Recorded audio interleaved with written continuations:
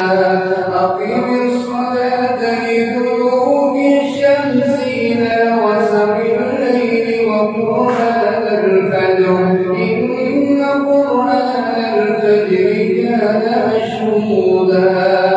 ومن الليل فتهجد به نافلة لك عسى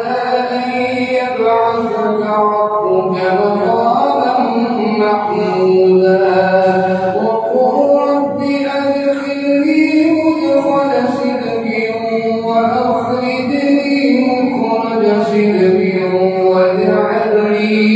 واجعل لي من لدنك سلطانا نصيرا وقل جاء الحق وزهق الباطل إن الباطل كان زهوقا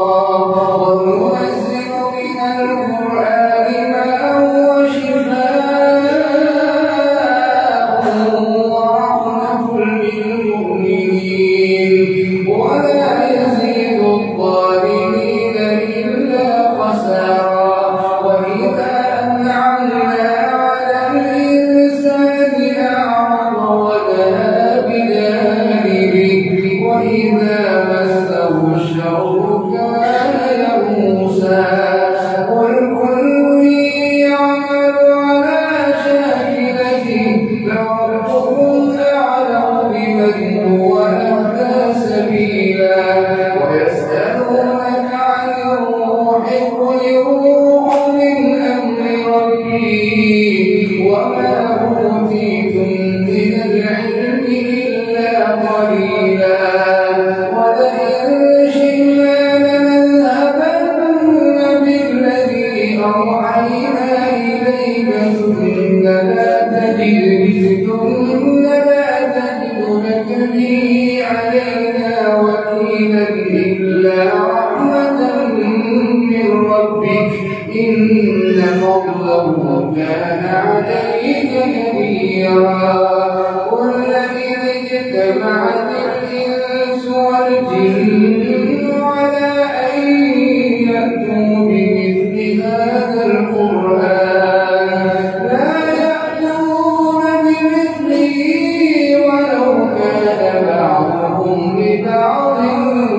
ظهيرا ولقد صرفنا للناس في هذا القرآن من كل مثل فأبى أكثر الناس إلا كفورا وقالوا لن نؤمن لك حتى تفجر لنا من الأرض ينبوعا أو تكون لك جنة من نخيل وعنب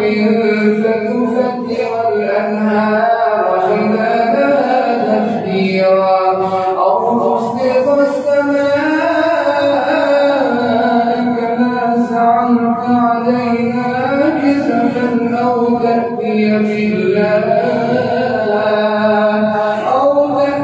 بالله والملائكة قبيلا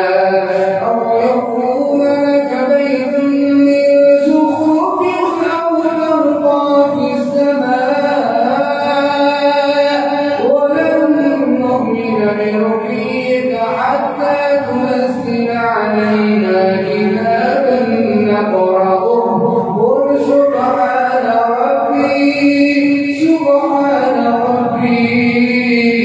قل سبحان ربي هل كنت إلا